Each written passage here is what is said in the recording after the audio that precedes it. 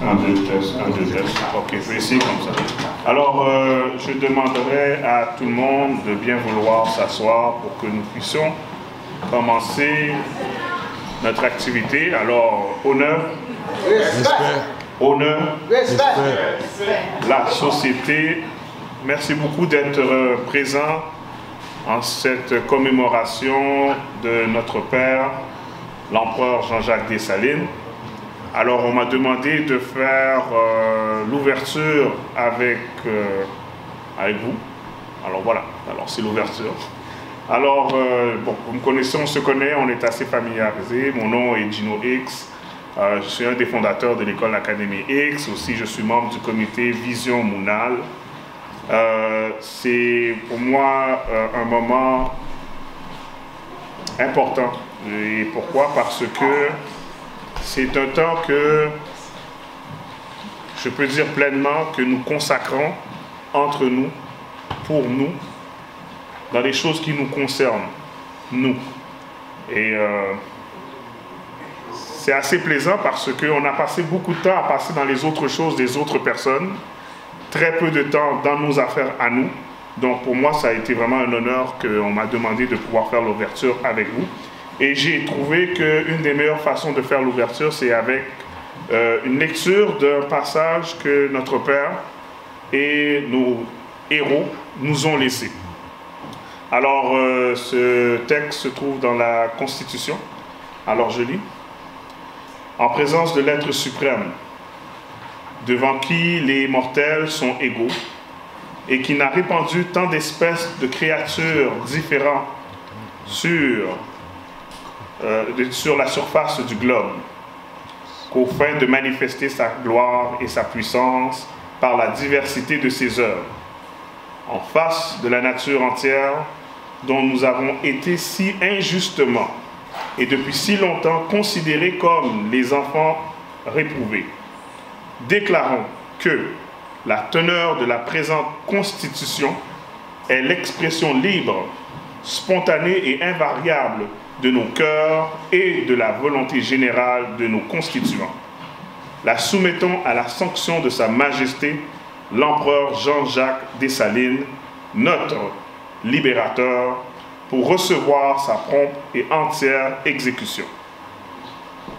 Déclaration préliminaire, article 1er. Le peuple convient ici de se former en État libre, souverain et indépendant de toute autre puissance de l'univers, sous le nom d'Empire d'Haïti. Article 2. L'esclavage est à jamais aboli. Article 3. Les citoyens haïtiens sont frères en eux, légal aux yeux de la loi,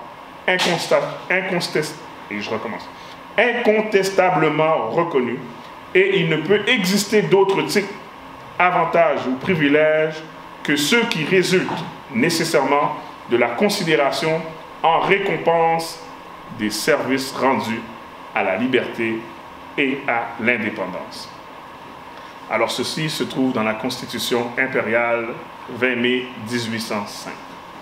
Je suis fier de cette Constitution que nos ancêtres nous ont laissée. Et ça me fait un plaisir d'avoir fait cette lecture-là avec vous. Honneur. Respect. Honneur. Respect. Merci.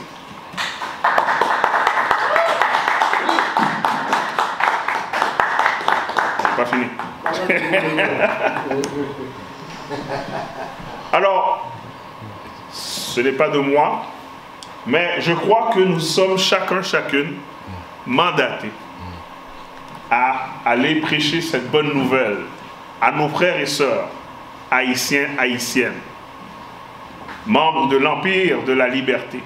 Je vous rappelle, le peuple convient de se former sous le nom de l'Empire.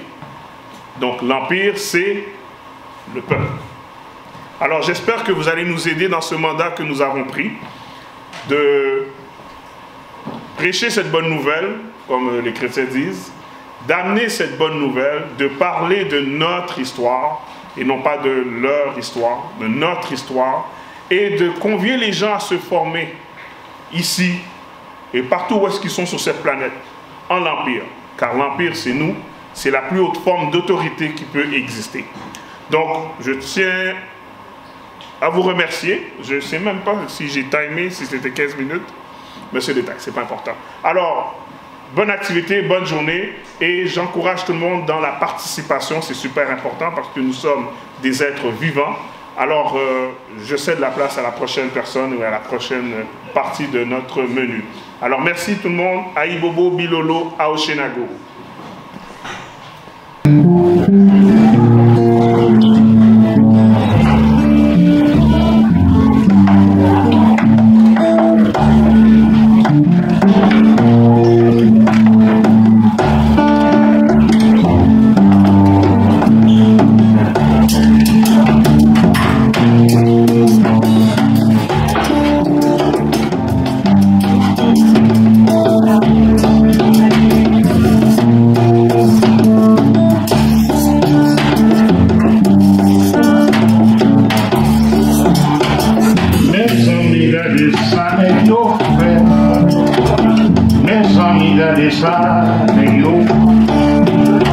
Mes amigas de ça, les yo